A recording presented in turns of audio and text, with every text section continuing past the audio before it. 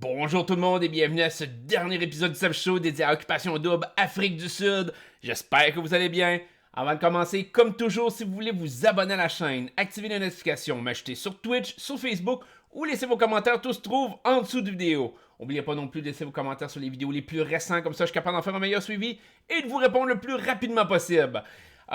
D'ailleurs, par rapport à vos commentaires, je vous ai pas encore répondu sur YouTube. J'ai quand même, par contre, fait le tour de vos commentaires pour voir ceux qui étaient peut-être pertinents dans cette vidéo aussi. Pour tous les autres commentaires, je risque de vous répondre directement, que ce soit sur Facebook, sur mon mur, que ce soit sur YouTube. Je vais vous répondre directement dans la section de commentaires, sous vos commentaires. Et comme ça, on va avoir bien clôturé la saison. On va avoir fait le tour. Je pense pas qu'il y ait d'autres questions que j'ai manquées qui méritaient de décortiquer. Si ça vient qu'à être le cas, je vais répondre dans un question-réponse au pire du pire, mais je pense qu'on va avoir fait le tour quand même pas mal. Donc, pour commencer cet épisode-ci, je vous dirais que dans les dernières semaines, parce que ça fait quand même un petit bout, j'ai fait mon dernier vidéo avant la grande finale. On a eu 2 semaines que je considérais du remplissage. Bien sincèrement, pour moi, c'est du remplissage rendu là. C'est toute la scrap qu'on nous met. Puis normalement, on reçoit pas tant de nouvelles informations, à part peut-être l'heure de vérité. L'heure de vérité peut nous emmener certains éclaircissements. D'ailleurs, ça, je vais en parler un petit peu. Mais l'une des semaines que je considérais le plus inutile, c'était la semaine des anciens candidats. Donc, les anciens exclus ou les anciens gagnants des éditions précédentes. Que je me disais, ça sert à quoi, sincèrement? Tu sais, ça apporte-tu quelque chose? Tu sais, tu peux faire ça dans l'optique où ce que tu peux potentiellement faire un All-Star d'Occupation Double, mais comme je vous ai déjà discuté, je vois ça difficile à mettre en place, vu que la majorité des joueurs, ça fait des années, beaucoup de joueurs sont maintenant plus vieux que ce que l'émission demande en termes d'âge. Il y a beaucoup de gens qui ont passé à autre chose, ils sont maintenant en couple. Et le problème d'Occupation Double, c'est vraiment que c'est axé sur les couples. Donc je me disais, ben écoute, c'est du remplissage pour être du remplissage. Et surprenamment, c'est la semaine qui m'a le plus provoqué d'émotions. Pour je pourrais dire deux candidats en particulier, mais je vais commencer par ce qui m'a atteint le plus, en mon sens, durant cette semaine-là, parce que je pense qu'il faut que je vous l'explique comme il faut pour que vous le compreniez, puis que vous compreniez d'où je viens avec cette pensée-là. Le témoignage de Gabriel Julien. Vous savez, j'ai joué avec Gabriel Julien dans le loft lors de Loft Story La Revanche. Gabriel Julien avait quitté lors de la première semaine. Et dans le fond, dans son vidéo, il discute un peu de ce qui lui est arrivé, sa psychose, ses dépendances aux drogues, le décès de sa mère, ces choses-là. Et une des choses que le monde ne savent pas beaucoup, parce que ça n'a pas été montré à la télévision, ça n'a pas été vraiment montré sur le net non plus, c'est que je suis fort probablement, en tout cas, je pense, et ça c'est mon analyse personnelle, je pense que je suis fort probablement responsable de ce qui est survenu dans le loft, de sa psychose. Et donc, c'est pour ça que je veux vous en parler d'une façon plus sérieuse et plus honnête aujourd'hui, de m'ouvrir à vous par rapport à cette situation-là. Parce qu'à l'époque, je trouvais ça étrange qu'il ne l'ait pas montré. Donc, c'est pour ça que je veux rapper ça un petit peu comme il faut. Et surtout, essayer de bien vous l'exprimer, parce que pour moi, je trouve que c'est un sujet important. Voyez-vous, avant le Story La Revanche, on avait eu, on savait un peu quel joueur pouvait potentiellement rentrer à Love Story des éditions précédentes. J'avais fait un petit peu le tour des joueurs, j'avais discuté avec certains joueurs, mais je m'étais aussi renseigné de le background. Quels étaient les éléments qui pouvaient jouer contre eux, quels étaient les éléments qui jouaient pour eux, les forces, les faiblesses, leur passé. J'ai essayé de décortiquer et d'obtenir de l'information ici et là par des sources autres, des fois par d'autres joueurs, pour essayer de me faire une tête, de me dire, OK, qu'est-ce que je peux m'attendre à tel type de joueur? Quel joueur peut peut-être être plus loyal? Quel joueur peut peut-être agir d'une certaine façon par rapport à ci ou à ça? À quel genre de situation? Et dans les branches, ça se discutait beaucoup qu'il pourrait y avoir des joueurs d'Occupation Double qui allaient rentrer dans l'aventure du loft. Il y avait eu, évidemment, Gabriel Julien, il y avait eu Alexandra qui était discuté. Il y avait, je crois, Catherine. Il y avait peut-être 4 à 6 joueurs que le nom circulait. Donc, évidemment, en stratège que j'étais à cette époque-là, ben je le suis un petit peu quand même aujourd'hui, mais à cette époque-là, la façon que je voulais jouer la game, de bien connaître mes adversaires, ben évidemment, je me suis renseigné aussi sur le background de ces joueurs-là. Et dans le cas de Gabriel Julien, une des choses qui ressortait beaucoup dans les conversations que j'avais eues, c'était évidemment sa dépendance par rapport à sa consommation de toutes sortes de choses. Et donc, à ce moment-là, je me disais, si le gars est aussi dépendant ou consomme autant, il va rentrer dans l'offre, je suis pas calme, il va avoir un certain sevrage. Et pendant cette période de sevrage-là, ben c'est là que c'est le temps d'y fesser dessus puis je pourrais dire de m'imposer par rapport à lui. Je savais qu'il était considéré comme un joueur très fort d'occupation double. Il avait gagné sa saison. C'est un gars qui était que les gens classifiaient comme étant très social, qui pouvait se faire facilement des amis, facilement être proche des autres. Donc évidemment, tu veux profiter de son sevrage où il est peut-être instable pour essayer de pousser ses limites et de le faire partir en vrille, je pourrais dire. Parce que c'est un peu aussi ce que j'ai fait avec, je pourrais dire, Mathieu Baron. Parce qu'on savait tous que, ben, en tout cas, ça se discutait beaucoup que Mathieu Baron pouvait consommer certaines substances aussi à l'époque de d'autres types, là, je pourrais dire, que Gabriel Julien, mais c'était quand même dans un ordre d'idées similaire, de dire, ben écoute, la personne peut être en sevrage ou... Et pour moi, il y avait un aspect stratégique derrière cette utilisation-là. Et donc, quand je suis rentré dans l'offre, je pensais y aller un peu plus smooth, un peu plus stratégique par rapport à Gabriel Julien. Et à ma grande surprise, le premier soir, Gabriel Julien s'est pogné terrible avec Mathieu Baron. Vraiment au stade où ce que moi je me suis assis et j'ai comme fait wow, ok, le gars bien plus de personnalité que je pensais qu'il pourrait en avoir. Là. Je le voyais, puis je me disais, il a de l'argumentaire, il est intelligent, il est capable de tenir une conversation, puis il est capable de tenir tête à Mathieu Baron. Alors que moi, j'avais vraiment dans l'image que ce rôle-là serait sur mes épaules, direct en partant, vu que Mathieu Baron me détestait déjà au départ.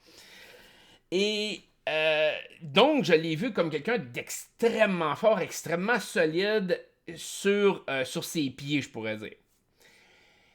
Et donc, à ce moment-là, je me suis dit, OK, si j'ai à le déstabiliser, il faut que ça soit rapide, il faut que ce soit percutant, puis il faut que j'y aille all-in. Il faut que j'essaye de le pousser ses limites le plus rapidement possible. Un peu ce que j'avais fait aussi envers Thomas, la première, je pense que c'était lors de la première semaine dans le Story 4. C'était exactement le même minding que j'avais à ce moment-là par rapport à Gabriel Julien. Et donc, j'ai tenté de l'influencer le plus possible et de lui taper sur les nerfs autant que possible. Donc, j'arrêtais pas de lui emmener ses problèmes d'en face. J'ai essayé de l'attaquer sur plusieurs fronts. Et je le voyais qu'il perdait ses moyens au fil du temps. Je le minais lentement mais sûrement, puis je minais... Je sais pas à quel point, puis lui pourrait répondre probablement mieux que moi à ce niveau-là, quel impact que j'ai eu de le picosser sans arrêt, sans arrêt, sans arrêt. Mais je le sais qu'à un moment donné, j'ai eu une conversation avec, et je l'ai vu dans ses yeux que j'avais le sentiment que je venais de le briser. Puis pas de le casser, de faire comme haha, je viens de t'avoir, un peu comme je l'avais fait avec le cheap shot par rapport à Mathieu Baron, parce que je l'ai vu perdre complètement ses moyens, puis que je me disais, écoute, là, je viens de le casser. Là. À ce moment-là, c'était pas ce sentiment-là qui m'habitait. Le sentiment qui m'habitait, c'était comme oh, je viens de le casser, mais je pense que c'est plus profond que ça. S'il y avait quelque chose de plus qui était. Puis ça a été pratiquement tout de suite après ces événements-là, qui était monté au confessionnal, qui avait eu une rencontre particulière avec des gens de la production sur son état de santé, sa pensée et tout, et qui avait été. Qui s'est sorti du jeu. La production m'a même averti à un moment donné de dire écoute, peut-être le ralenti à cadence sur lui, là, il y a peut-être de quoi. Je me rappelle pas comment il me l'avait dit. Fait que je vous dis ça un peu en l'air comme ça, mais la production me l'avait dit. Mais moi, je considérais Gabriel Julien comme quelqu'un de très fort. Fait que moi, je suis parti avec l'idée de OK, il est confiant, il est fort, les gens l'aiment, on va le briser tout de suite en partant parce que le gars l'a brisé de dire je vais essayer d'y nuire dans le jeu. Mais je savais pas l'étendue de ce qui se passait dans sa vie. Donc, ça m'a brisé le cœur d'une certaine façon d'apprendre parce que je l'ai jamais appris avant la diffusion des épisodes d'Occupation Double. Le fait que sa mère était décédée un peu de temps avant qu'il participe à Love Story. Sincèrement, premièrement, même si ça fait 10 ans, mes condoléances à Gabriel Julien. Euh, c'est quelque chose d'extrêmement dur à vivre pour un être humain. Je connais pas ses motivations, pourquoi il a quand même participé à Love Story. Je peux comprendre le fait qu'il faut pas se laisser abattre par la mort d'un proche, il faut aller de l'avant, il faut vivre sa vie. Peut-être que c'était quelque chose qui était important pour lui à ce moment-là. Néanmoins, c'était pas sur cet aspect-là que je voulais l'attaquer, c'était vraiment beaucoup plus sur un aspect stratégique. Si j'avais su qu'il vivait ce genre de peine-là, il y a peut-être des choses que j'ai dit, il y a peut-être des éléments que j'ai utilisés contre lui que je n'aurais pas utilisés. Et je me sens terriblement mal par rapport à lui. Et je pense que ça mérite des excuses par rapport à Gabriel Julien de comment que je l'ai traité puis comment que je l'ai poussé à bout. La seule chose que j'avais comme renseignement à cette époque-là, c'était ses problèmes de consommation. Je me disais c'était un barman, c'est un gars qui avait quand même gagné Occupation Double, il devait festoyer. L'image que j'avais de lui, c'était un gars de party qui se calissait de tout puis qui était assez fort moralement, mentalement, physiquement. C'était l'image qu'il a projetée aussi direct en partant. Quand je l'ai senti rentrer dans le loft, je sentais de lui une force de la nature. Donc, je me suis pas privé en me disant, ben écoute, je vais probablement attaquer une montagne, fait que je vais y aller all-in, puis j'ai pas peur. Mais au fond de cette montagne-là, il y avait probablement un creux émotionnel qui était beaucoup plus grand. Je connaissais pas non plus, ben lui non plus, là, par la bande, là, connaissais pas non plus ses problèmes de santé mentale qui ont été diagnostiqués par la suite. Donc, en voyant Gabriel Julien, je me suis senti très mal par rapport à lui. Je vais prendre la peine de lui écrire un message personnel face à la situation pour m'excuser. Je pense que c'est important. Il faut être capable d'admettre ce genre d'erreur-là.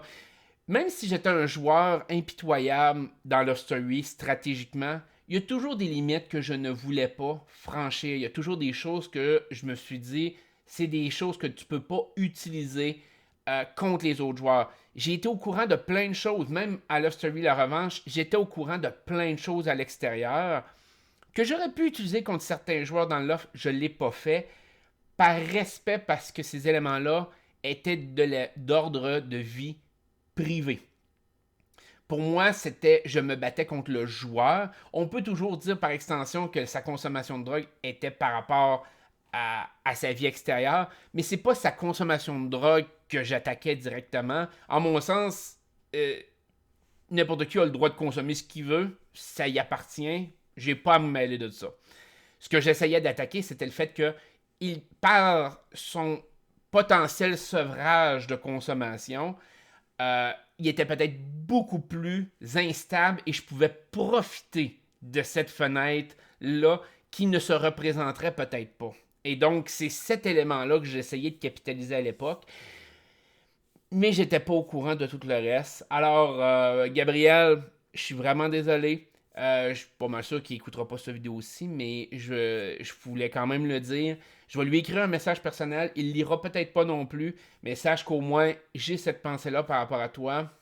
Je vais mettre aussi le lien de son site internet dans la description sous le vidéo parce que maintenant Gabriel, ben, comme vous l'avez vu dans ces séquences-là, marche pour justement des fondations de santé mentale sur essayer d'aider les gens en détresse psychologique et autres.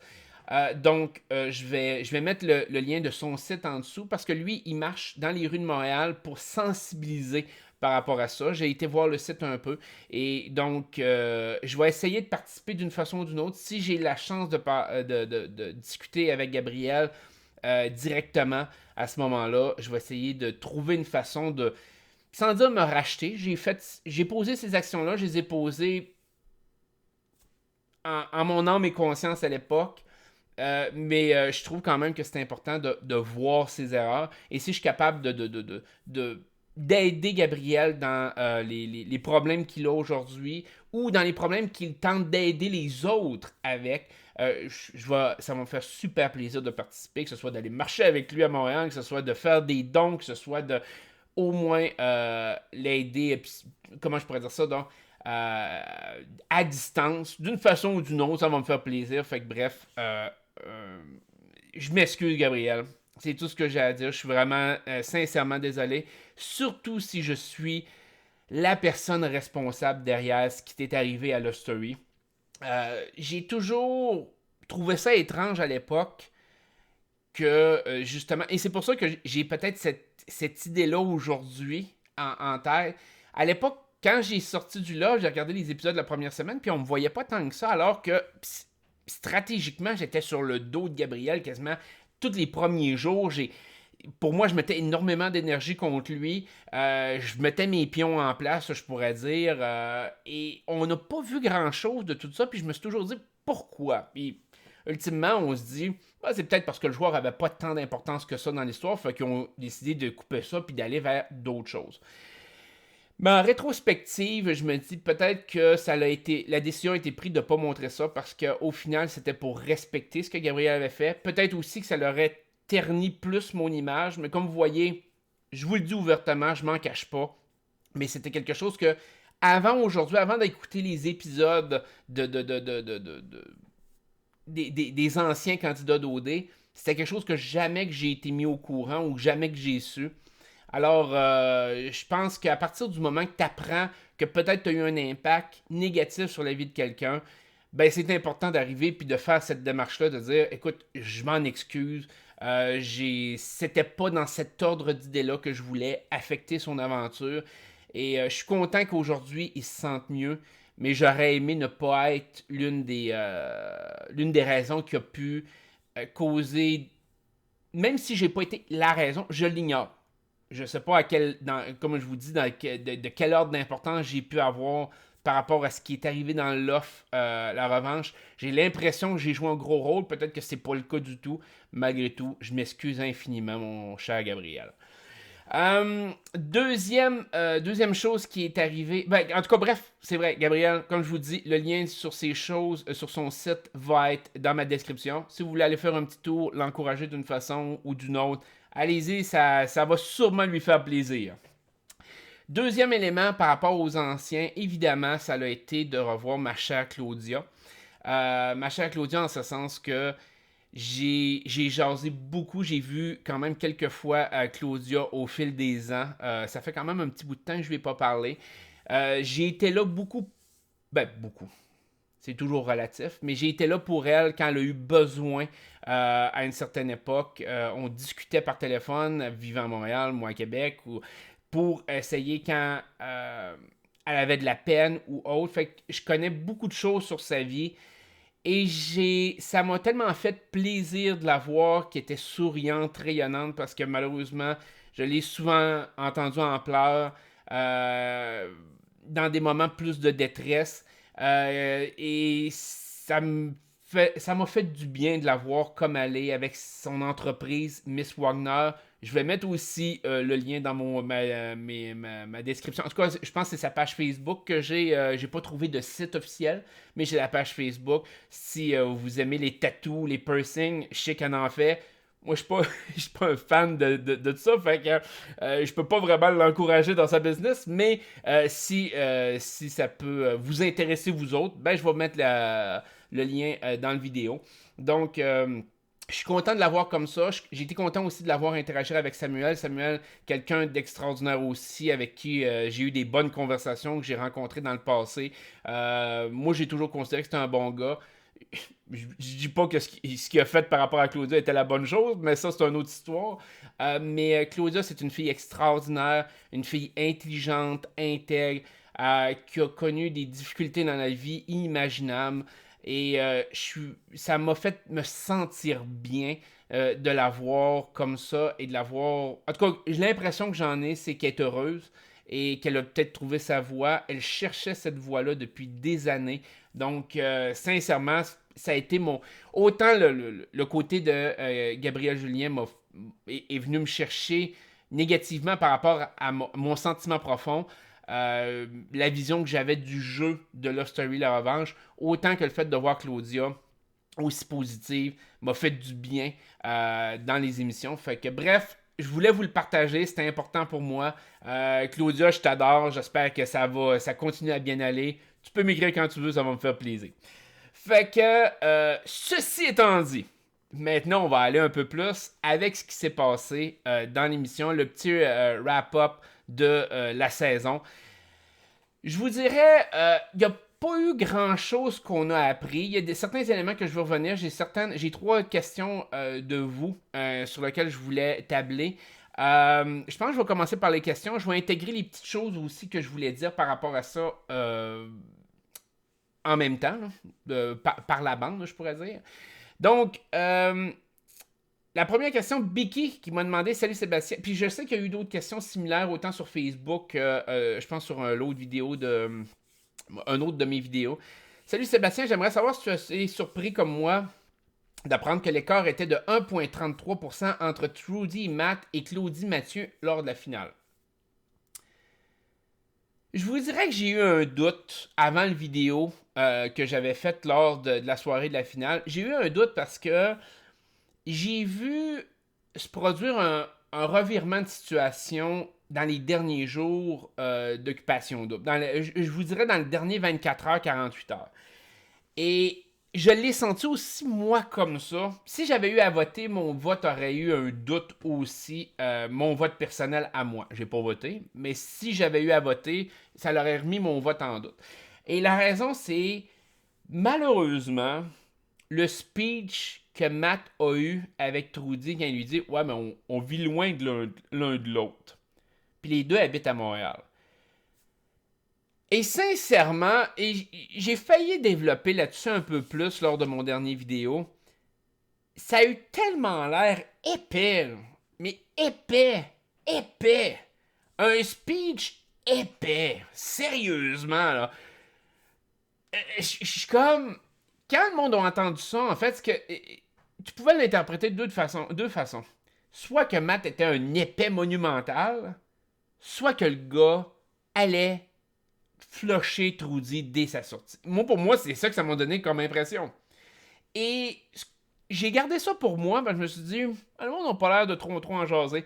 Mais dans les 24-48 heures avant le vote final, ça a commencé à sortir. Le monde disait, ouais, ben Matt, il a l'air de juste utiliser Trudy pour se rendre à la fin. Là. Il a pas l'air de l'aimer partout. Man, il veut même pas faire la route entre chez lui puis chez elle. Puis les deux habitent à Montréal. Come on. Et c'est vrai. Pour moi, ça l'a. Et ça l'a pas nécessairement donné des votes à Mathieu et Claudie. J'ai l'impression que ça l'a enlevé des votes à Matt et Trudy. Il y a des gens qui ont fait ah, c'est un autre couple fake. Ouais, je voterai pas pour eux autres.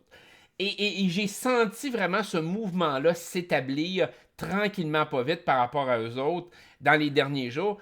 Ils ont quand même réussi à gagner, mais ça vous démontre à quel point que si Mathieu avait farmé sa gueule par rapport à Kevin, là, imaginez-vous à quel point que Mathieu et Claudia auraient passé le cul par-dessus la tête lors de la finale. C'est à ce point-là, là, je veux dire, malgré toute la marde, il était proche de gagner quand même. Là. Il était collé sa victoire. Fait que ça veut dire que Claudie portait vraiment sur ses épaules énormément de votes. Claudie avait vraiment énormément de votes sur elle. Parce que les votes, sincèrement, en finale, là, les votes n'ont pas été pour Mathieu. Là. On va s'entendre. Là. C'est plate à dire. Moi, ça me fait penser à l'année de quand Adamo a gagné à la fin avec Alexandra. On s'entend-tu qu'il n'y a personne qui a voté pour Alexandra? Là? Tout le monde a voté pour Adamo. Là. Ben, je veux dire, il y a peut-être une couple de votes pour Alexandra, mais tu sais, globalement, tout le monde votait pour Adamo pareil. T'sais. Fait que c'est un peu le même principe ici. Claudie a reçu tous les votes et au point de talonner Matt et Trudy aussi proches, je pense sincèrement que si Matt avait pas dit cette niaiserie-là rendue si proche de la finale, je pense que le vote aurait été plus serré. Moins serré, excusez-moi. Moins serré dans le sens que je pense que comme je vous disais, j'imaginais Matt Trudy un peu plus à 10% d'avantage sur Claudie et Mathieu. Mais le speech de Matt, y a de quoi qui sonnait tellement fake là-dedans, tellement faux. Euh, Ça n'a pas donné une bonne impression globalement. Et je pense qu'il y a beaucoup de gens qui allaient voter pour eux autres contre Mathieu, qui ont décidé tout simplement de pas voter. Sérieusement, c'est ce que l'impression que ça m'a donné. Et j'ai beaucoup de gens sur mon Facebook, c'est ça qu'ils ont fait. Ils allaient voter contre Mathieu pour Matt Trudy, puis finalement, ils se sont rendus compte de dire ah, man, je vais pas le donner sur un coup de fake en plus. J'ai bien beau haïr Mathieu, mais je vais pas le donner un coup de fake. Fait que, bon, je vais économiser, je vais économiser mon temps, mon argent, je voterai pas. Puis je pense que c'est ce qui est arrivé par rapport au fait que le vote a été aussi proche lors de la finale. On a Rod King. Rod King, lui, c'était une question spéciale un peu, mais je veux l'élaborer. Il m'a marqué Salut Seb, à l'heure de vérité, ils n'ont pas montré les résultats des votes de Chiari et Alexandre. Ça, je suis d'accord. J'aurais aimé le voir, mais. Puis, je vais lire le reste de sa phrase après, là. L'année passée, quand Pézy et Olivier ont su le vote, je pense qu'ils ont su quoi, 8%, ils ont fait rire d'eux autres. Sincèrement, ils ont fait rire d'eux autres avec le peu de votes qu'ils avaient reçu. Ça a été un peu un running gag à ce moment-là. Et je pense que peut-être la production a voulu éviter le fait. Parce que, ultimement, on sait que. Tu sais, on n'a pas plus su. Parce que les gens disent Hey man, Alexandre et Chiari, on sait pas le vote. Ultimement, on ne sait pas non plus le vote de Matt Trudy puis le vote de Mathieu et Claudie. On sait qu'ils sont en 1,33% de différence. Mais 1,33% de différence, ça peut les mettre à plein de places différentes. Je veux dire, globalement, on ne peut pas déterminer exactement combien de pourcentage de votes ils ont reçu au total. Donc, on ne le sait pas plus pour aucun des trois couples. On connaît juste la différence de 1,33 entre les deux premiers couples. Rendu là, le différence à eux versus les autres, on ne le sait pas non plus. Je pense que ça a été évité pour éviter l'humiliation. Sincèrement, l'année passée, je me souviens sur mon Facebook, j'avais quand même quelques personnes qui ont voté pour Olivier Pézy. Quelques. Pas bien, bien. Sérieusement, pas bien, bien. Mais il y en a certains qui ont dit « Oh, je vote pour Olivier Pézy. » Cette année, bien sincèrement, j'ai personne, zéro, qui disait qu'elle allait voter pour Chiari Alexandre. Zéro. Est-ce que c'était à ce point atroce? Est-ce qu'ils ont reçu un certain nombre de votes et que la production a simplement skippé ce détail-là? Je le sais pas. Je le sais pas. Mais ultimement, si vous avez l'impression qu'on a connu les votes de Mathieu Claudie et de Matt Trudy, ultimement, c'est pas vrai non plus. On ne sait pas le pourcentage de ces deux-là non plus, parce que sinon, on pourrait déterminer aussi le pourcentage que Chiari et Alexandre ont eu. On ne sait pas à quel degré de différence le dernier couple a été des premiers couples non plus. Fait que, moi, je vous dirais, c'est un peu logique dans la situation s'ils ont considéré que le dernier couple a peut-être mal fait. C'est plate, mais c'est ça. Dans le fond, ce qu'il disait, c'est AJ du Temple demande à Chiari pour quelle raison il croit que son couple a reçu beaucoup moins de votes. La production voulait que Chiari sorte la réponse de la carte raciale, point d'interrogation. Que le Québec n'est pas prêt de laisser gagner un couple interracial, point d'interrogation. Il semble que la prod cherchait une réponse de même. Rod King, non. Malheureusement, je peux pas dire oui à tes questions par rapport à ça. Parce que la production, dans beaucoup de shows associés avec du vote, pose la question de dire, écoute, pourquoi t'as pas eu plus de votes que ça? Pourquoi tu penses que t'as pas eu plus de votes que ça? Ça arrive dans énormément de shows, puis des fois, c'est des blancs qui reçoivent cette question-là, des fois, c'est des noirs, des fois, c'est... Tu peux pas associer la question que Jay a posée, parce que l'année passée, je me rappelle pas si c'était par rapport aux journalistes ou par rapport à la production de Jay qui l'a posé. C'est vague dans ma tête. Mais je me rappelle très bien qu'Olivier Pézy ont reçu cette question-là. Pourquoi vous pensez que vous avez eu aussi peu de votes? On s'entend qu'Olivier Pézy, c'était pas une question raciale. Je veux dire, fait que, non, je pense que ça, c'est de montrer de la mauvaise volonté. Je pense que la réponse pouvait être très diversifiée. Quand la production pose une question comme ça, c'est pour savoir, OK, quelle est l'image que le joueur pense avoir projetée versus la réalité? Parce que, en mon sens, tu pouvais répondre plein de choses à cette question-là. Carrie aurait très bien pu répondre, ben, j'ai pas gagné parce que les gens m'ont perçu comme un traître par rapport à Carl. Ah, OK. Ben là, tu t'amènes l'élément de dire, OK, bon, ben, Carl, qu'est-ce que tu penses de ça? Est-ce que tu te sens trahi par Chiari? Puis on a vu un peu avec les interactions de Carl que Carl l'avait sur le cœur un peu par rapport à Chiari. Ça pouvait être une réponse comme ça qui s'attendait. Il pouvait s'attendre aussi de dire Chiari qui aurait dit. Parce que ça peut être à double tranchant, cette question-là. Chiari aurait très bien pu dire, ben, la production m'a pas vraiment montré à la télévision. Oups. OK. T'sais, la production n'a pas montré telle chose que j'ai faite ou tel événement avec Alexandre ou Puis la production a quand même posé la question. Donc, la réponse pouvait être... Je pense que de ton point de vue, mon cher Rod, tu le voyais du côté racial, mais je veux dire, les réponses à cette question-là sont immenses. Je veux dire, il peut y en avoir une tonne de réponses que la production se serait fait servir. Puis la production a quand même posé la question. T'sais, Alexandre aurait pu dire, écoute, puis Alexandre en a parlé un peu, mais simplement dire, écoute, moi je suis plate. Ben oui, t'es plate à TV, c'est plate. Alexandre, c'est une super de belle femme, je suis sûr qu'elle est excellente dans son sport, mais elle est plate pour la TV, qu'est-ce que je te dis, c'est comme ça. Bon. Carrie a pas fait de move incroyable dans le jeu, à part peut-être trahir Carl dans une certaine mesure. Bon, ben c'est plateau aussi pour la TV. Les deux se sont matchés, ils se minouchaient. On y croyait pas trop non plus à leur couple. Il aurait pu dire, ouais, ben durant l'émission, c'est pas affiché assez vite. Fait que comme je dis, les réponses étaient multiples. Je ne pense pas que la production a posé cette question-là dans un but racial. Ils ont posé cette question-là pour savoir de dire, toi, là, qu'est-ce que t'en penses? Pourquoi tu penses que tu t'es planté? Pourquoi tu penses que le Québec n'a pas embarqué? Puis oui, la réponse raciale aurait pu être emmenée. Mais comme je dis, c'est une réponse parmi 50 autres.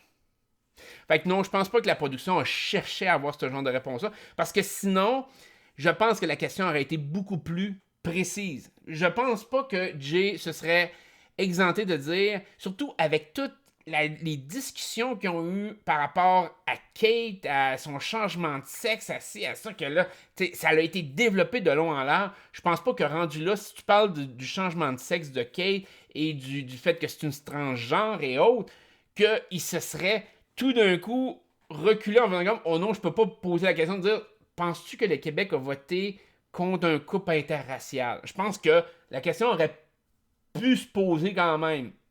Touché, mais elle aurait pu provoquer des réactions. Et ce qu'on le sait, la production aime provoquer des réactions. Fait que je pense que la question aurait été beaucoup plus directe à ce moment-là. On a eu Mélissa qui nous a demandé, qu'en penses-tu que durant l'heure de vérité, on n'a pas entendu parler Paulina et Dragos, Noémie, Kashia. Pour ma part, Odé aurait dû mettre quelques minutes pour eux, n'importe quoi. Ça, Mélissa, c'est un débat qui perdure depuis très longtemps. Un débat qu'il y a eu lors de Survivor, un débat qu'il y a eu à Big Brother, un débat qu'il y a eu à Occupation Double. Quand il y a des réunions, quand les joueurs se rassemblent ensemble. Et il y a plusieurs personnes comme toi qui veulent entendre parler les premiers éliminés. C'est comme ça. Je veux savoir où ils en sont dans leur vie, puis tout. Pis Survivor et Big Brother aux États-Unis l'ont testé, de les laisser du temps.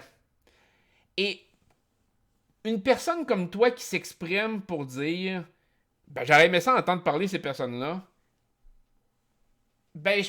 l'équivalent de l'autre côté, il y en a 10 qui vont dire, pourquoi qu'ils lui donnent du temps d'antenne? On s'en calisse d'eux autres, on se rappelle même pas d'eux autres. Moi, je veux entendre parler les joueurs importants de la saison. Ça a été un trending qui a été largement... ça a été une expérience que la télé-réalité américaine a testé énormément. Puis le monde, c'est plate à dire, ils s'en foutent des premiers éliminés. T'sais, c'est comme... le premier éliminé, là, tu penses à Dragos. Dragos a été éliminé là, 2 mois, là, 3 mois quasiment. On s'en fout, là. La majorité du monde s'en fout. Ils se rappellent même pas c'est qui. Fait que la grande majorité des gens, c'est pas important les premières personnes qui sont éliminées, parce que c'était Keishia qui avait été la première. Mais je veux dire, tu sais, rendu là, pourquoi tu ferais pas parler ceux qui n'ont pas été pris sur le tapis rouge? Ils n'ont rien fait de plus non plus. Là. Je veux dire, les personnes qui ont été refusées sur le tapis rouge, je pense au gars dont je me souviens pas le nom, là, mettons pas Matt puis pas Kevin, là, l'autre, l'autre qui a pas été pris sur le tapis rouge, a eu plus de temps d'antenne que Keishia. Pourquoi tu lui fais pas parler? Puis ça, c'est la question que tu remues dans ta tête de faire comme, ben écoute, je veux savoir des choses, mais pour la plus-value télévisuelle, la majorité du public veut pas entendre parler de ces joueurs-là. Ils veulent entendre parler de Kevin, parce que Kevin a marqué, il est populaire. Ils veulent entendre parler du couple final. Ils veulent entendre parler des bisbés qu'il y a eu, Mathieu, Claudie, bon, ces choses-là. Carrie, Carl, ils se sont rendus loin. Les gens ont eu le temps d'apprendre à les connaître. Mais les autres, là, man, même si la personne fait comme. Parce que le speech habituel des gens, c'est comme. Bon, ben, qu'est-ce que. Quelle question que tu peux poser, c'est comme. Ben, pourquoi tu penses avoir été éliminé? Dragos a eu le temps en masse de l'expliquer durant tout le show. Si je prends lui, entre autres, là, par rapport à Jennifer. Bon, ben, Jennifer, si, Jennifer, ça. Sa rétrospective, il l'a fait. Aussi, les premiers joueurs qui sont éliminés ont du temps pour s'exprimer dans les médias beaucoup plus pendant que le show s'établit, tu sais, on sait où ils sont rendus, c'est quoi qu'ils ont fait, c'est quoi ci, c'est quoi ça. Puis là, t'as plein de segments un peu éparpillés durant toute la saison, ou des entrevues avec Renault, avec ci, avec ça, qui fait en sorte que le monde sont comme, ben écoute, on le sait déjà, là, ils ont déjà passé partout, là. Tandis que les derniers, ben souvent, ils n'ont pas eu encore, avant l'heure de vérité, ils n'ont pas fait le tour des médias, ils n'ont pas répondu à toutes les questions, ils n'ont pas fait plein de vidéos YouTube, ils n'ont pas updaté mis à jour le story d'Instagram. Fait que le public va en savoir un peu plus par rapport aux autres. Qu'on le veuille ou non, c'est un peu ça. Fait que tous ces éléments-là font en sorte que souvent la production met de côté les premiers joueurs. Et les premiers joueurs les premiers joueurs éliminés sont pas ardemment impliqués par rapport à la grosse stratégie ou aux grosses histoires dans la saison. Je veux dire, Dragos par rapport à Jennifer, à rapport de ça, il n'y a pas eu grand-chose d'autre. Là. C'est plate à dire, mais les premiers joueurs n'ont pas d'impact. Fait que tu leur parles de vie, c'est comme, et maintenant que tu es revenu au Québec depuis 2 mois et demi, qu'est-ce que ça a changé dans ta vie? C'est plate comme réponse, mais on s'en crisse. C'est plate à dire, mais dans 2 mois, on va se crisser de ce qui est arrivé dans la vie de pas mal tout le monde de cette saison-ci. C'est ça la télé-réalité d'une certaine façon. Je veux dire, il y a déjà 2 couples qui se sont laissés avec Rim LP et Carl Ophelia. Puis, moi être franc, Carl Ophelia, j'ai vu plus de nouvelles passer que Rim LP. Parce que déjà, le monde commence à oublier et à passer à d'autres choses.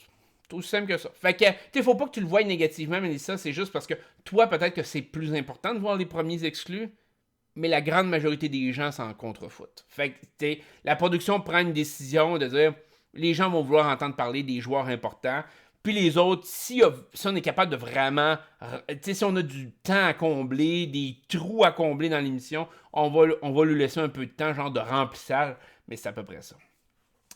Par rapport à l'heure de vérité, vu qu'on parlait un peu de l'heure de vérité, je pense que l'heure de vérité nous a permis de voir un peu plus d'où Mathieu venait par rapport à Kevin.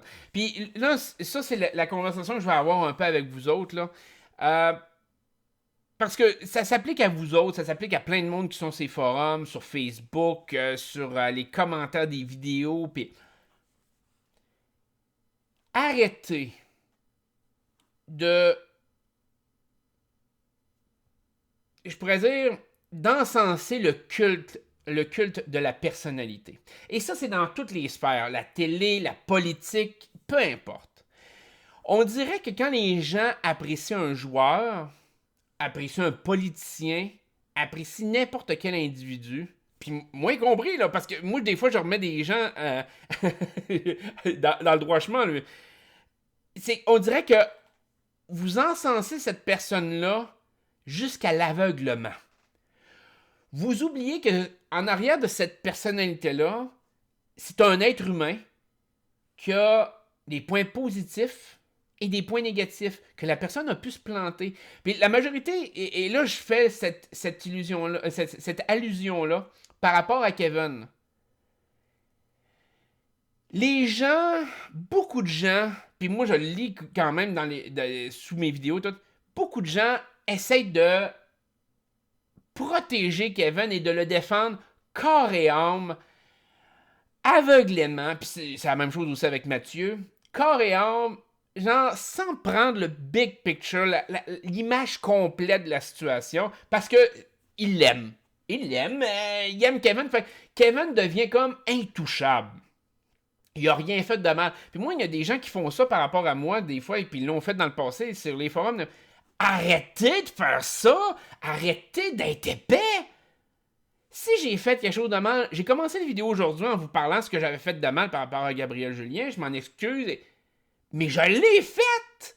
Défendez-moi pas par rapport à ça, ou défendez pas aucun joueur par rapport à des erreurs qu'ils ont commis. Genre, essayez pas de trouver des excuses immuables que genre, oh non mais c'est parce que la personne c'est pas tout à fait de même. Oh là la production monte. Arrêtez! Arrêtez de rendre un joueur comme s'il était parfait ou un politicien. Puis je le vois par rapport à certains adeptes de politique, Donald Trump, Justin Trudeau, Jean Charest, François Legault. Puis on dirait que ça devient des divinités, genre qu'ils se trompent pas. Puis tout ce qui est négatif par eux autres, là, c'est comme, c'est une illusion. C'est imaginaire. Puis là, les gens se réconfortent dans le fait de faire comme non, mais c'est mon héros à moi, c'est la personne pour laquelle je prends, donc elle est parfaite. Arrêtez, bordel! Arrêtez, c'est de l'aveuglement puis de la stupidité pure. Quand vous regardez quelqu'un, soyez toujours objectif. Vous pouvez apprécier ses bons coups. Moi, à mon sens, Kevin a quand même donné un bon show, oui.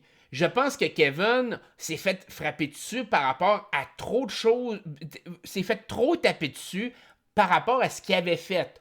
Oui, je pense que Mathieu avait pas besoin de varger sur Kevin puis de le ridiculiser à ce point-là, alors que dans le fond, Kevin était isolé dans son coin puis il pouvait plus rien faire. Mathieu avait le gros bout du bâton. Ça servait à rien. Mathieu a été complètement épais par rapport à ça. Fine. Est-ce que ça veut dire que Kevin n'a aucun tort? Pas partout! Arrêtez de m'utiliser la fait de dire « Ouais, mais Jennifer était correcte avec le fait que Kevin a toujours été correct avec elle, puis a toujours dit ce qu'il en était. » Oui, mais c'est pas ça l'enjeu ici! C'est pas l'argumentaire à avoir par rapport à ça. Puis je vous l'ai dit, puis je l'ai répété dans mes vidéos. Ce que Kevin a fait de pas correct par rapport à Jennifer, c'est le fait que quand il arrivait puis qu'il l'utilisait d'une certaine façon, et c'était peut-être légitime, il avait peut-être tout dit, elle était peut-être au courant de toute la situation. Mais quand il revenait dans son dos, il la ridiculisait pareil dans son dos à elle, envers les autres gars. Puis que la fille soit encore accro envers lui, puis que mon Dieu, qu'elle est complètement aveuglée par lui, puis qu'elle veut, puis n'empêche pas le fait qu'il peut l'avoir quand même fait, puis il peut quand même l'avoir niaisé. Moi, j'en connais plein de filles que le gars, il niaise, ils lui disent dans leur face qu'il est niaise, puis les filles, ça leur prend 2 ans à comprendre qu'ils se sont fait niaiser, malgré tout, pendant tout ce temps-là, ils disent « Non, mais il est honnête envers moi, il est honnête, il est honnête. » Puis là, au bout de 2 ans, encore, « Ouais, il était honnête, mais c'est un estime mangement pareil. » C'est pas arrêter d'essayer de mettre Kevin dans un watt puis dire non, mais c'est tellement un bon gars, il est bon, c'est un Christ de bon gars. C'est pas le cas. Je dis pas que c'est le démon en personne. Je dis pas qu'il est en train de monter l'armée des 4 chevaliers de l'Apocalypse pour envahir la Terre. Mais je vous dis juste, arrêtez de faire en sorte que ça soit comme une divinité, que tout le monde, genre, wow, man, c'est écœurant, c'est l'homme le plus extraordinaire sur Terre. Chris, êtes-vous capable d'avoir une demi-mesure puis d'avoir un peu de gris là-dedans, de faire comme, OK, Kevin, bon, il disait ce qu'il pensait, il était direct, puis on l'a vu avec l'heure de vérité. Quand est arrivé l'heure de vérité, il y a plein de séquences, et sincèrement, j'applaudis la témérité de la production d'Occupation Double d'avoir montré des extraits où ce que Kevin avait l'air d'un épais, puis dans ce qu'il disait à Mathieu, puis de comment qu'il pinait Mathieu, puis Le monde a comme la satisfaction de dire ah ah, tu vois, Kevin il a été correct par rapport à ça parce que Mathieu a tellement fait d'intimidation envers Kevin que Kevin il s'était bien repris là. Mais il faut que vous remettiez dans le contexte que Kevin a sorti sa merde avant que Mathieu commence à dégénérer sa sienne. Toutes les affaires qu'il pouvait dire par rapport à Claudie, les affaires, de challenger Mathieu, ben excuse-moi, le gars il était en tabarnak. Bon, ça veut pas dire que Mathieu il a été un bon gars non plus. Parce que je vois ça du monde qui font comme ouais ben là tu vois là, avec ces séquences là puis ce qui est arrivé à l'heure de vérité, on voit bien que que Mathieu c'est un très bon gars puis dans le fond c'est le chemin. Mais non, Mathieu a aussi ses torts, il a aussi agi comme un épais. Mais man, mettez-les pas sur un piédestal ni un ni l'autre. Essayez de rester critique dans votre analyse des personnages. Essayez de rester un peu zen par rapport à ça. Faire comme, ouais, ben Kevin, ok, il y a telle chose qu'il a bien fait, ça a été le fun de le voir. Il a été correct par rapport à ce qu'il a dit aux filles, il a été toujours direct. Oui, c'est plate, on l'a vu avoir le cœur brisé directement en live. C'est venu me chercher. Moi, c'est venu me chercher. Je suis comme, ok, je compatis avec le gars, tout. Mais il a quand même fait des affaires de merde au début. Au début, il se prenait pour un autre, puis l'autre, c'était pas lui, avec son affaire de le pouvoir de la moustache, puis mon Dieu, moi, je vais rentrer, puis je vais conquérir les filles ici, putain. Tu sais, excusez-moi, mais ça faisait douche à côté, ça faisait mange-marde de première. Puis peut-être qu'après coup, on a découvert son soft side, puis oh mon Dieu, c'est un bon gars finalement.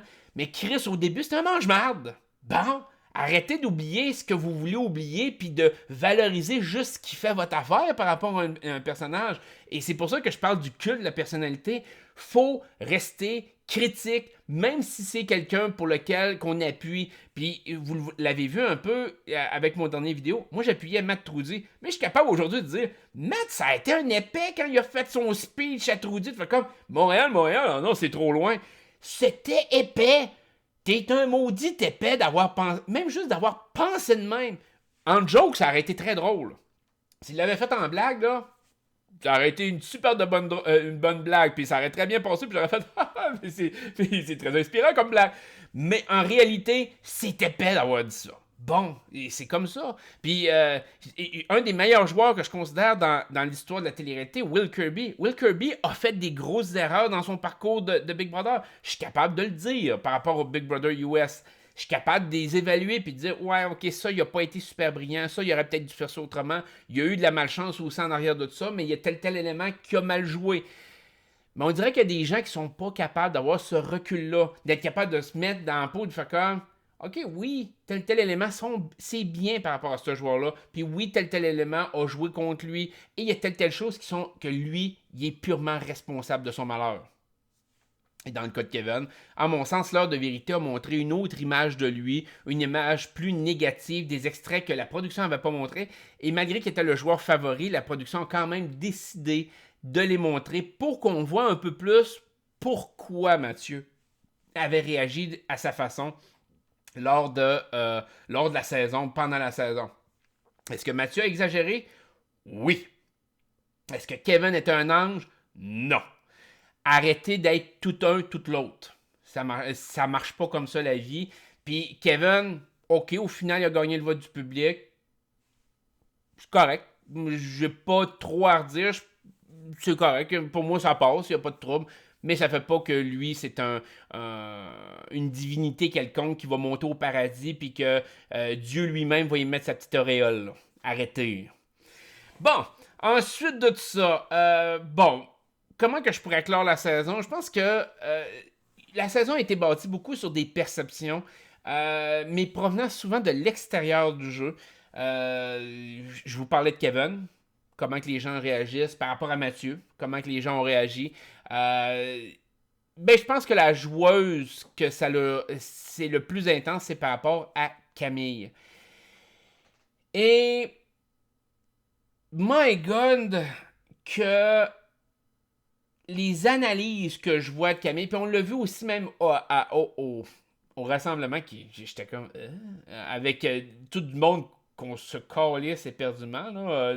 En tout cas, quand Jay du Temple a fait son panel avec plein de monde, Joël Legendre avait sa place, ok, vu qu'il avait été déjà animateur. S'il y avait eu tous les animateurs d'Occupation Double autour de la table, j'aurais pu comprendre. J'aurais pu comprendre. Fait que de toutes les années, de faire un petit wrap-up. Mais tu sais, avec du monde qu'on se fout, là. Tu sais, je veux dire, la majorité, c'était pas important dans l'histoire du Loft, mais tu sais, pas du Loft, d'Occupation Double, excusez-moi. Mais le fait d'arriver, puis de. La grosse conversation par rapport à Camille et qui était stratégique, qu'elle a essayé de jouer la. Man, Camille a pas été stratégique. Tout le monde n'arrête pas de parler de la stratégie. Sais-tu bien un joueur stratégique comme ça dans un jeu comme OD? Oui, elle était bien, non, elle était pas bien. Mais c'était pas stratégique!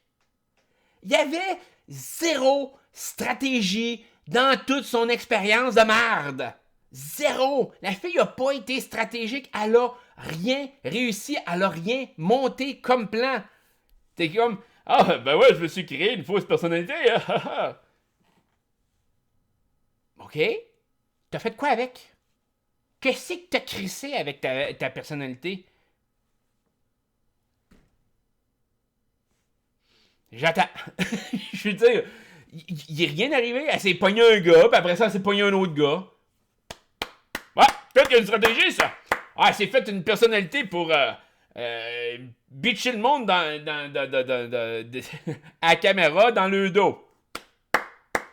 Moi, je le faisais. Il y avait de la stratégie en arrière aussi, tu sais. Je veux dire, c'est un bon complément pour bâtir ton personnage de vilain. Parfait, il n'y a pas de problème. Les prémices de base, ok, c'est correct, tu y as pensé, tu t'es dit, écoute, je vais faire jaser. Mais là, après ça, de sortir de là, il faut comme, ouais, ben là, j'ai de la peine parce que les gens me jugent. Mais non, hein, Chris, t'as voulu jouer à la bitch, viens pas chialer que le monde sont en tabarnak contre toi. Moi, quand j'ai rentré dans le loft, tout le monde, tu sais, puis je me souviens même durant mon audition, la production m'a dit, ouais, mais tu te rends compte que tu vas peut-être être la personne la plus détestée au Québec. Puis je les avais répondu à une affaire de comme, ben, s'ils sont pas contents, je m'exilerai au Paraguay, Calis. Je les avais dit une affaire de même. Parce que c'était comme ça que je le sentais. Je me disais, écoute, ça va être bon à la TV pareil. J'y vais, puis le monde va m'haïr, puis c'est pas grave. Et je suis parti en le sachant. T'sais.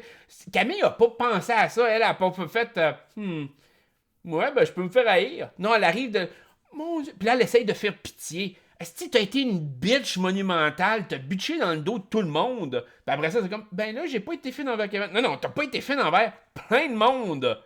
Mais la seule chose qu'elle a été, c'est bitch a été zéro stratégique. Si vous voulez parler de bitch, si les gens mettaient l'accent, les panélistes avaient mis l'accent sur dire, ouais, est-ce que le Québec peut accepter une bitch dans l'occupation double? Là, c'est un discours et c'est une argumentation qui peut être super intéressante à avoir. Mais venez pas me dire qu'elle est stratégique, vierge! Venez pas commencer à m'argumenter que, ah ouais, ben derrière ce côté bitch qu'elle parlait aux caméras, il y avait une vraie stratégie derrière ça, que, mon Dieu, c'était tout élaboré. A rien fait! A rien fait! Zéro! Rien! Elle a pas réfléchi stratégiquement. Même quand elle a fait le switch entre Kevin et Louis, c'était pas stratégique, c'était pas réfléchi. Là, tu peux dire, moi, ben Louis avait été voté par le public, fait que là, peut-être qu'elle, elle s'est dit qu'elle aurait plus de votes avec Louis. Elle... En tout cas, ça n'a pas servi à grand-chose de toute façon. C'est comme... Puis, en mon sens, c'était pas une stratégie viable, là, logiquement. Elle aurait pu le devenir, mais moi, à mon sens, à la base, c'était pas viable. Fait que bref, la perception des gens de la production par rapport à Camille, par rapport à tout ce qu'elle a fait, c'est comme, man, arrêtez de dire qu'elle est stratégique.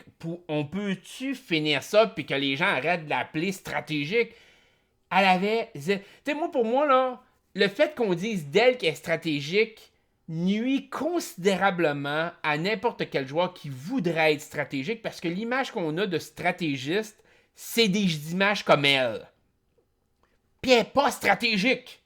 C'est pas une joueuse stratégique. Tu peux rajouter le côté bitch pour parfaire ton personnage. Je l'ai fait. T'as des joueurs de télé-réalité américaine qui l'ont fait aussi. Puis là, ça te fait dire, ah ouais, lui, c'est vraiment un grand méchant. T'sais, il est stratégique, il sait ce qu'il veut, mais en même temps, là, il fait ses autres. Ok, parfait, il n'y a pas de problème. Ça peut rajouter de la saveur à ton personnage stratégique.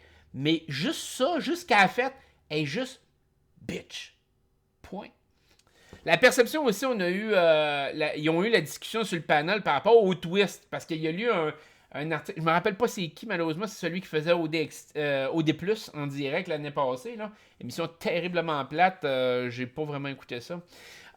C'était quelque chose que je me tapais pas l'année passée. Là, je prends OD Extra parce que sincèrement, Jay du Temple est plus intéressant, là. Mais en tout cas, bref. Ils ont parlé des twists parce qu'ils disaient trop de twists. Puis là, ils font comme ouais, mais c'est ça, OD. C'est des twists. C'est des twists. La perception que c'est les twists qui font le show, toi. Non. Si tes twists font le show, ben, ça veut dire que ton casting, c'est de la merde. C'est ça que tu comprends pas. OK? Ton casting est censé porter sur ses épaules le show. Les twists sont censés créer certains revirements pour faire en sorte que est-ce que ton joueur va pouvoir s'adapter. Mais une twist, tu peux en faire une dans une saison, un peu comme Survivor. En faire une dans une saison, peut-être l'intégrer par après dans les autres saisons, mais que ce soit une twist unique qui soit disponible tout le temps, durant toute la saison. Et c'est ça ta twist. Survivor le fait très bien. Eux autres, ils ont des twists, ils ont une twist souvent qui amène un thème d'une saison et ça reste pendant toute la saison et c'est juste ça ta twist. Après ça, tu délègues sur le dos des joueurs de créer une bonne saison. Ça va. Juste pour prendre les joueurs un peu par surprise. OK, c'est correct. Mais pas systématiquement à chaque vote ou à chaque compétition. C'est comme tu crées une instabilité terrible qui crée aussi le fait que tes joueurs jouent défensivement. Et plus tes joueurs jouent défensivement, plus ils sont plates. Puis même si la saison était très bien reçue, dans le sens que le public a répondu positivement par rapport à la relation, par rapport à l'émission, par rapport à l'émission, qu'il y a beaucoup de gens qui ont écouté l'émission, qu'il y a eu des personnages qui étaient très intéressants quand même cette année-là. On ne peut pas enlever ça. Il y avait vraiment des forts caractères, des personnes plus marquantes là-dedans. Malgré tout, je pense que les twists n'ont pas amélioré le show. Ils ont détérioré le show. Il y a peut-être une ou deux twists que je pourrais dire, ok, peut-être que oui, ça a amélioré le spectacle, overall, peut-être. Mais la majorité, non. La majorité a simplement créé des mauvais revirements de situation ou que les joueurs ont vraiment, comme je vous dis, joué défensivement. À ce moment-là, c'est comme, ouais. Mais on ne saura jamais le vrai résultat dans une situation où le show aurait plus de twist ou moins de twist. Et l'autre problématique aussi, c'est que quoique cette saison-ci, en mon sens, il y a peut-être eu moins de twist par rapport au vote, si on considère, mettons, avec OD Bali, où ce que Joanie a pu sauver Sandrick sur le fly, que ça avait été des trucs du genre. On en a moins eu cette saison. Puis regardez, moi, à mon sens, le show s'est un peu amélioré par rapport à ça. Il y a quand même eu des twists. Moins. Fait que, globalement, qu'est-ce que la saison a donné? Je vous dirais que c'était pas un spectacle désagréable à voir. J'ai pas eu de personnage qui est venu me chercher. Sincèrement, j'ai eu aucun personnage. L'année passée, je voyais le commentaire de gens qui disaient ouais, ben dans 10 ans, tu vas encore parler de Joe pis Maud. Oui, parce que sincèrement, l'année passée, j'appréciais énormément Maud, j'appréciais énormément Jonathan rendu à la fin. Jonathan, je m'en foutais au début, là, bien sincèrement, mais à la fin, j'appréciais énormément Jonathan. Maud avait toujours été ma favorite dans Eau des Graisses. Je pouvais considérer que Renaud faisait le show beaucoup aussi. Fait que il y avait une certaine appréciation, même si je voulais pas voir nécessairement Renaud gagner. Dans OD Bali, sincèrement, j'ai toujours apprécié Pascal Hugo, Jesse. Je voyais Adamo. J'avais quand même aimé son personnage, sa façon d'être. Mais cette saison-ci, ça a été comme... L'année prochaine, je me souviendrai pas vraiment des joueurs, sincèrement. Je vais peut-être me souvenir de Kevin, vaguement. Mais il n'y a aucun joueur. Camille, vaguement. Mais il n'y a aucun joueur que je fais comme ah ouais, c'était le fun. C'était le fun. Cette personne-là emmenait quelque chose de plus. Où je me reconnaissais un peu dans ce qu'il faisait. Même si c'est pas beaucoup, je me reconnaissais un peu. Moi, à mon sens, même si les gens ont l'air de d'avoir beaucoup aimé cette saison-ci. Puis j'avoue, la saison a été divertissante. Mais personnellement, les joueurs m'ont pas atteint plus que ça. Je vais terminer le vidéo parce que ça fait quand même 1 heure. Damn! Je vais terminer le vidéo en vous disant j'ai hâte de voir qu'est-ce que va être la prochaine saison. Il y a des gens, il y a des rumeurs qui disent bah, ça pourrait peut-être être un All-Star. Comme je vous ai expliqué, c'est un peu plus difficile de créer un All-Star d'Occupation Double parce que malheureusement, c'est axé sur les relations. Donc, c'est pas comme Big Brother ou Survivor où ce que les joueurs peuvent revenir 20 ans après, comme il va y avoir la prochaine saison de Survivor, que ça va être une saison de gagnants. Donc, il va y avoir que des gagnants depuis la plus vieille saison qui sont allés chercher des gagnants, c'est saison 3. Un gagnant, c'est la saison 3 Africa. Occupation Double ne peut pas vraiment faire ça parce que tu essaies de matcher du monde. Et en essayant de matcher du monde, premièrement, il y a des gens qui... La majorité peuvent être potentiellement en couple à l'extérieur, sont passés à d'autres choses aussi, ils veulent pas nécessairement se rematcher dans un show de télé-réalité. Fait qu'en mon sens, les joueurs les plus intéressants que tu risques de pouvoir aller chercher risquent de pas vouloir en revenir, à quelques exceptions près peut-être. Comme la majorité essayait d'utiliser Occupation Double comme tremplin monétaire, professionnel, la majorité, ils ont déjà fait ce tremplin-là ou se sont rendus compte que ce tremplin-là était impossible à atteindre. Fait que, dans un tel contexte, c'est pas comme si tu gagnais un montant d'argent comme Survivor ou Big Brother US qui donne 1 million. Là, ils vont même donner 2 millions aux gagnants de la prochaine saison de Survivor. Là, t'es vraiment dans une situation où là, on te donne un petit condo avec une autre personne du sexe opposé. Puis, tu mettons de voir, t'aurais Khaled ou Jimmy qui sont comme, non, moi, je suis correct, je veux pas être en relation avec personne. Puis, oh oui, je vais y retourner parce que, écoute, je vais partager un condo avec quelqu'un. Ça marche comme pas, là. C'est plate, là. Mais si c'était un jeu individuel, je vous dirais oui, je trouverais ça possible. Est-ce que c'est possible qu'en fasse à un moment donné une Occupation Double All-Star? Je vous dirais, tout est possible en ce monde. Mais j'ai pas l'impression que ça va arriver. Fait que j'espère que cette saison-là vous a plu. J'espère que mes vidéos vous ont plu aussi durant cette saison-ci. Évidemment, je vais essayer de vous donner d'autres contenus. Je vais continuer à faire du Survivor, essayer de faire des questions-réponses pour vous, essayer de faire d'autres types de contenus aussi. Cette année, mon intention est de m'aligner un peu plus là-dessus. Cette année, j'ai commencé les questions-réponses, fait que c'était quelque chose que ça faisait 2 ans que je parlais. Fait que je me dis, écoute... je m'améliore tranquillement pas vite.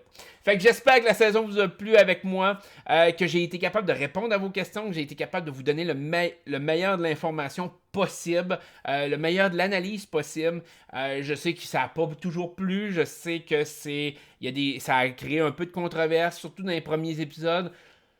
Mais j'ai toujours été honnête. Mon intention quand je fais ces vidéos-ci, c'est que je dis ce que je pense, je dis ma perception des choses, l'analyse que j'en fais. Je trouve ça important. Fait que vous pouvez me critiquer sur le fait que je pense pas de la bonne façon, mais c'est quand même de la façon que je pense. Fait que, mais je vous bullshit pas ou j'essaie pas de couper mes paroles pour dire ça va être du politically correct ou ça va être ci ou ça, puis là je vais essayer de plaire au plus grand nombre. Pas en tout, je vous envoie ça direct. Comme vous le voyez, c'est pas scripté. Je lis pas un texte devant vous autres. Je vous dis ce que j'en pense, puis je vous réponds le plus sincèrement possible. Mais bon, comment que ça sort puis comment que c'est au final, ça donne le résultat que ça donne. Okay? Je vous souhaite un joyeux temps des fêtes. Prenez soin de vous autres et on va se retrouver avec des vidéos de Survivor, de questions-réponses et surtout en 2020, probablement pour une autre saison d'Occupation Double. Bye bye.